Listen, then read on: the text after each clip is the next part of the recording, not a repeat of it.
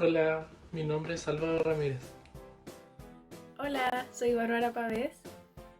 Hola, yo soy Fernando Yersun.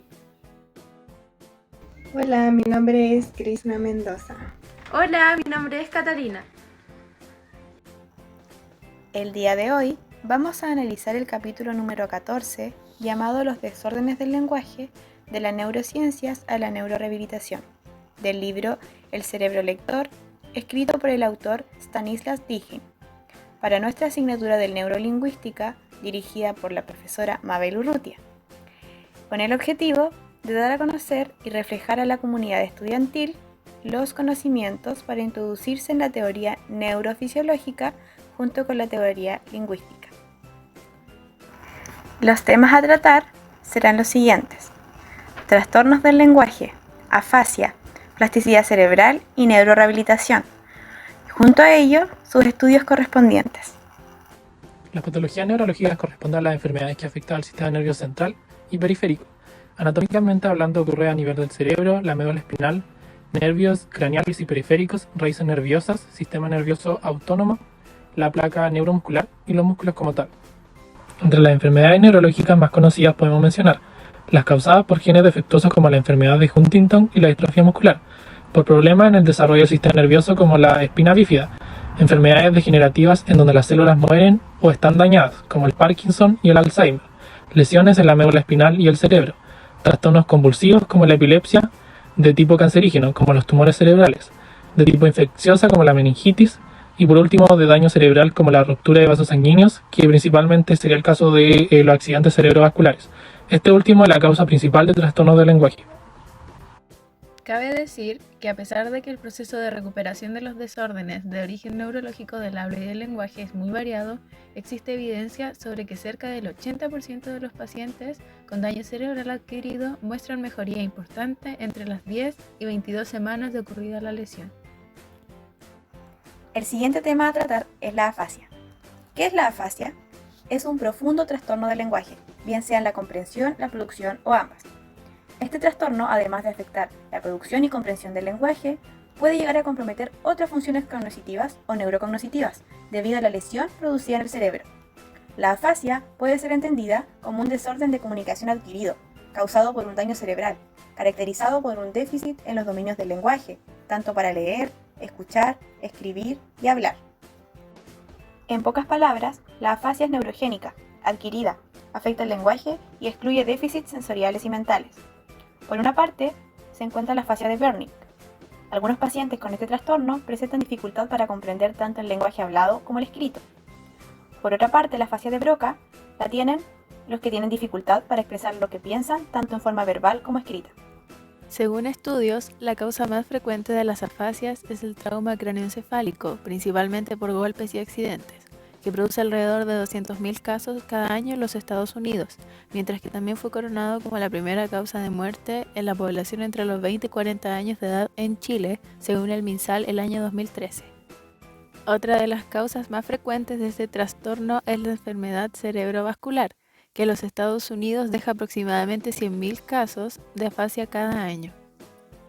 Las investigaciones acumuladas hasta la fecha sobre los resultados del tratamiento para las afasias sugiere que los pacientes que reciben tratamiento mejoran sus habilidades de lenguaje más que quienes no lo reciben, dejando en evidencia que la mejoría de las habilidades del habla y del lenguaje es mucho mayor que los efectos de la recuperación por sí sola. Además, los investigadores se han interesado por examinar los efectos de diversos fármacos en el tratamiento de este trastorno y resultó muy beneficiante. La plasticidad cerebral es la capacidad que tiene el sistema nervioso, no solo el cerebro, para adaptarse mediante cambios en función, estructura, enfermedad e información. Se modifica a sí mismo gracias a la influencia del ambiente y es muy importante el estímulo que recibe del medio para que el cerebro cambie su configuración. Existen diferentes tipos de plasticidad cerebral. En ella encontramos la normal o natural. Tiene relación con el envejecimiento normal, es decir, que a medida que pasa el tiempo va cambiando nuestra capacidad plástica. Antes de los 3 años está más expuesta a la conectividad cerebral. En cambio, a medida que pasa el tiempo, esta plasticidad se pierde. A partir de los 40 años empieza un declive cognitivo, con una reducción de la conectividad de la sustancia blanca, que hace que vayamos perdiendo esta plasticidad y desde los 60 años en adelante comienza el envejecimiento activo. Por ejemplo, en un estudio hecho a adultos mayores, hecho por Mabel Urrutia. Se hizo una evaluación para conocer su fluidez verbal con un test denominado FAS, que consiste en decir todas las palabras que se le vienen a la mente en 2 minutos, en donde empiezan con distintas letras. También se le realizó una tarea de disponibilidad léxica que está relacionada a que se digan en 2 minutos todas las palabras que se le vengan a la mente sobre algunas categorías, como animales. Por ejemplo, los adultos mayores tendían a formar categorías: domésticos, perros, gatos, salvajes, león, puma, tigre. Sin embargo, los jóvenes no eran capaces de establecer estas categorías.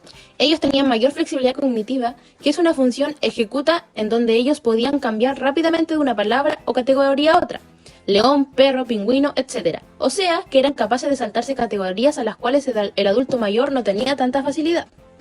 Otro tipo es la alterada. Son cambios excitatorios o inhibitorios en ciertas zonas cerebrales que no son adaptativos. Es otro tipo de plasticidad que implica la alteración de algunas áreas cerebrales.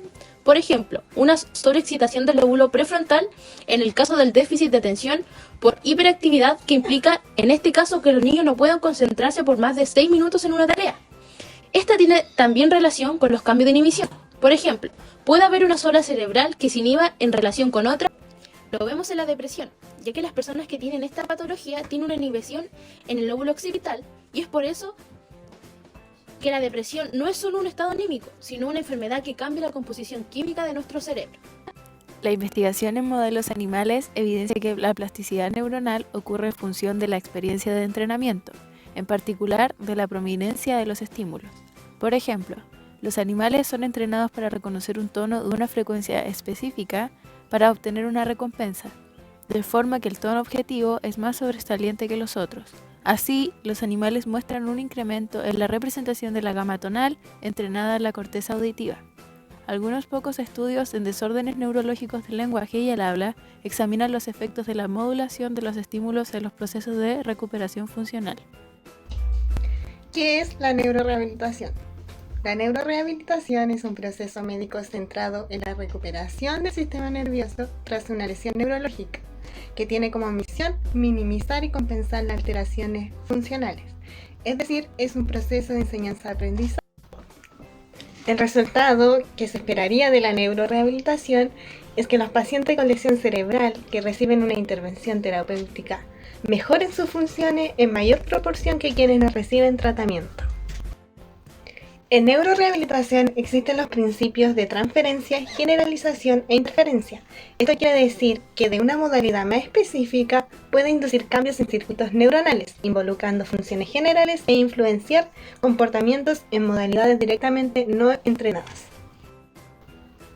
Una desventaja o un aspecto crítico de la neurorehabilitación es que está relacionada con la ventana temporal de tratamiento, que corresponde a cómo las estructuras y funciones cerebrales se remodelan en horas, días, meses y años después de una lesión cerebral.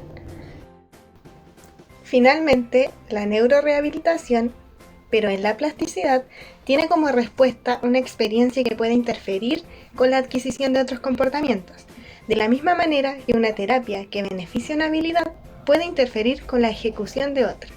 Queremos dejarlo invitado a leer este capítulo. Como futuros fonoaudiólogos tenemos el deber de informarnos y profundizar temas tan importantes como las enfermedades neurológicas y sus rehabilitaciones, por el hecho de que se tratará de nuestro día a día en nuestro trabajo como profesionales.